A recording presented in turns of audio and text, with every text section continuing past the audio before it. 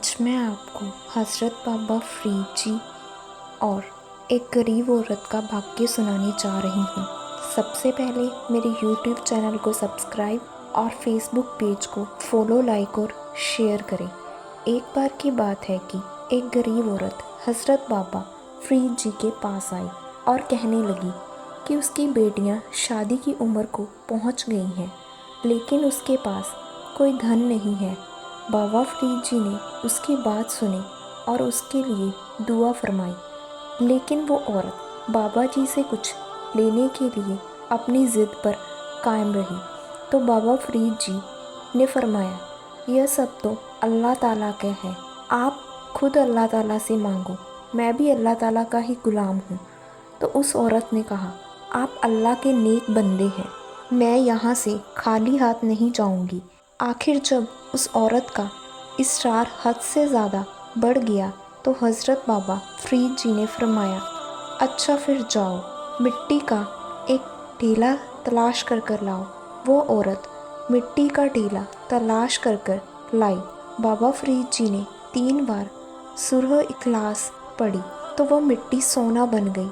आपने वह सोना औरत के हवाले करते हुए फरमाया, लो इससे अब अपने बच्चों की शादी का बंदोबस्त कर लो। उस औरत ने उनका शुक्रिया अदा किया और फिर वहाँ से चली गई। लेकिन सोना बनाने का नुस्खा उसके दिमाग में बैठ गया।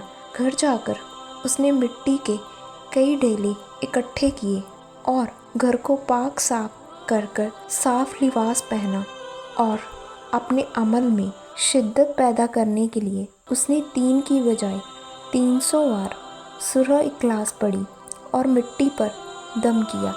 उसका यकीन था कि मिट्टी सोने में तब्दील हो जाएगी, लेकिन ऐसा कुछ भी नहीं हुआ।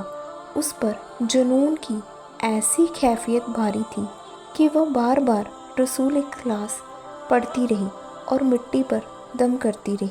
3 दिन तक वह इसी तरह से करती रही।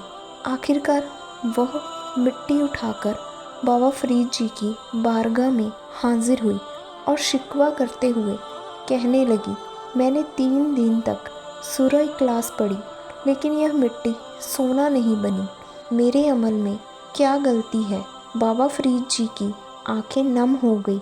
आप रसूल अल्लाह ने सिर झुका लिया और भीगे हुए लहज़े में फरमाया, तेरे अमल में कोई कमी नहीं थी, बस तेरे मुंह में फ़रीद की ज़ुबान नहीं थी। यह बात सुनकर उस औरत ने बाबा फ़रीद जी के आगे सिर झुका लिया। आपको मेरी यह स्टोरी कैसी लगी मुझे कमेंट बॉक्स में बताएं।